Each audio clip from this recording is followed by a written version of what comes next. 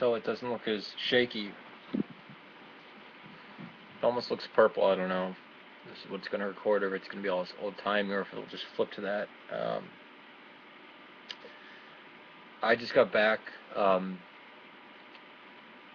actually a day earlier than I thought. I've actually seen stuff on YouTube from my account, like videos, but not been able to even reach messages, because I'm doing it through phones or whatever. And this computer's been up, and well, this one's connected to Skype.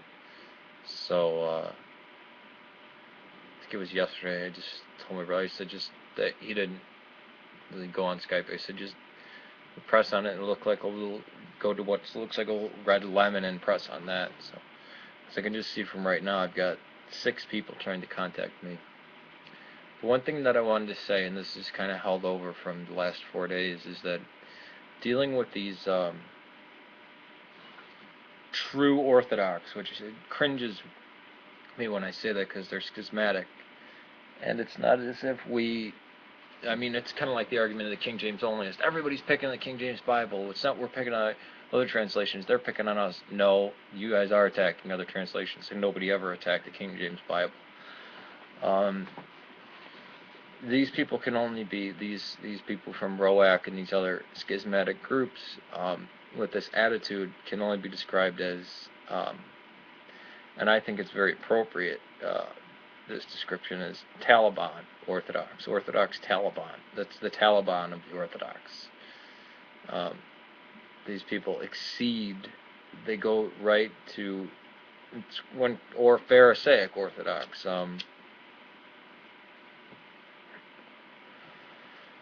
And I don't think this generally comes out of organic Orthodoxy. I think it comes out of the elitist, some elitist schools from different monasteries, as if Mount Athos has been some great historic place, which may be a great place of great devotion, but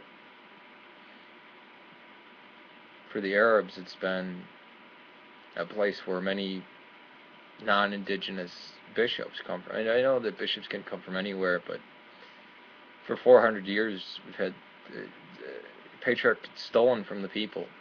That's why the Arabs are Antiochian. They don't really listen to Jerusalem. Jerusalem is just a Greek-occupied patriarchate. Do we break communion from each other? Do the Russians and the Greeks with their disputes? Because the Arabs, even though they're Byzantine and everything, they're more, I guess we're more friendly with the Russians. It seems like,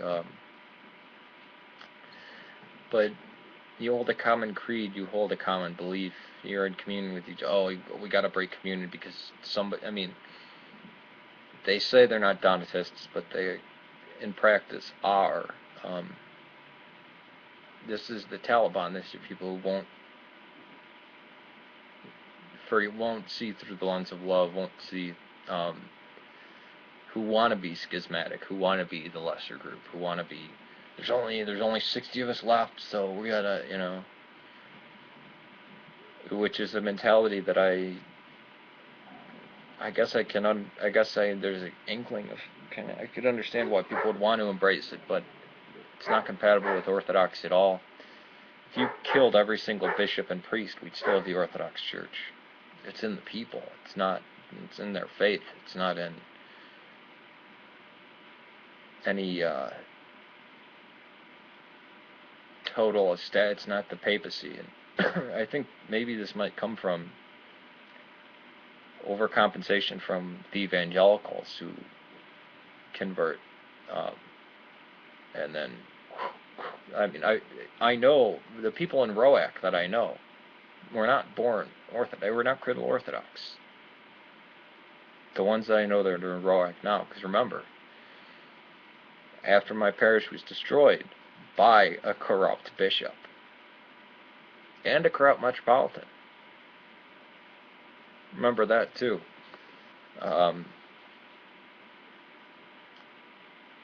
That the loyal fragment of the church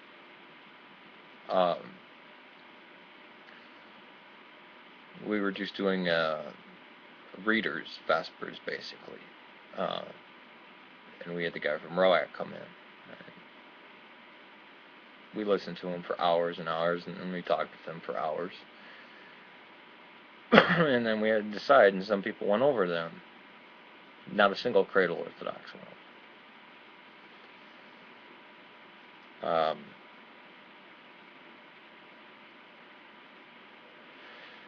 I guess this would be the heresy of Tertullian, wouldn't it? This is Tertullian's heresy. Well, you gotta be, I mean, and he wasn't even a schismatic. Not in his day. It was pronounced one later on. But it's very funny that people, these true Orthodox, really like to hold with Seraphim Rose, but Seraphim Rose, not even. I mean, even he took communion and went to prayers at non-Rokor churches. But the rest of us. So the only thing that I can find to compare it with is Taliban. This true orthodoxy is not orthodoxy at all, and there's nothing true about it. It's Taliban orthodoxy, and Taliban don't even practice Sharia law. They practice Pakhtunwali, which is actually stricter. You can't say it's a stricter form of Sharia law, because Sharia law in its strictness would never allow some of the abhorrent behavior, like, well, if you accuse someone of adultery, then they should be stoned. In Islam, it says you have to bring witnesses. But under Pakhtunwali, you can just accuse somebody, and if you accuse them, then both parties get stoned. Under Islam, this is not justice, it's just chaos. And that's my feelings on this true orthodoxy, or ROAC, or any of these remnants of Rokor. And as I said before, I don't think Rokor should have been allowed to come back into orthodoxy as itself. It should have had to come back into the Russian Orthodox Patriarchate from where it sprang, or OCA, those who actually have just apostolic succession. So that's my feelings on it, and it's like the Taliban. And they can go sell their blasphemous heresy somewhere else. Because people could say, well, where's the heresy in their teaching? It's obvious. The day they decided from when orthodoxy broke from everything else, and they were just the true ones left, automatically the babies, the infants being baptized, the people who couldn't even read in certain parts of the world, take communion, were automatically, without their knowledge or anything, sheared off from the Orthodox Church. How is that freaking possible? It's not. That's not possible. So,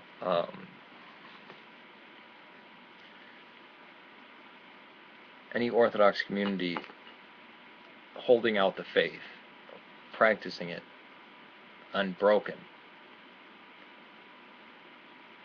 I mean, the Orthodox recognize each other. That's why people can come back into communion, go into schism, come back out and see. That's why the creeds and the councils took such long times to get argued out and hammered out. It's because the language, and because it's organic. This true orthodoxy crap is it's like Vatican I. It's terrible. Or even Vatican II. I mean, it's a new papacy type of thing. It's legalism. It's westernized orthodoxy when they're trying to claim to be the true orthodox. And they've taken in the most western, I mean, a Latin North African heresy of Donatism, and they still have not shown how they're not Donatists. Peace to you. May God save Serbia and Syria. Please pray for the families of anybody who's died recently. A friend of a friend has lost a family member, so I'm going to be praying for them. Peace to you, and may God save Serbia and Syria. Or whatever. And this computer's been up, and well, this one's connected to Skype. So I think it was yesterday. I just told my brother. I said just that he didn't really go on Skype. I said just press on it and look like a little. Go to what looks like a red lemon and press on that. So I can just see from right now, I've got 6 people trying to contact me. But one thing that I wanted to say, and this is kind of held over from the last 4 days, is that dealing with these true Orthodox, which cringes me when I say that because they're schismatic, and it's not as if I mean, it's kind of like the argument of the King James onlyist. Everybody's picking the King James Bible. It's not we're picking on other translations. They're picking on us. No, you guys are attacking other translations. Actually, a day earlier than I thought. I've actually seen stuff on YouTube from my account, like videos, but not been able to even reach messages because I'm doing it through phone.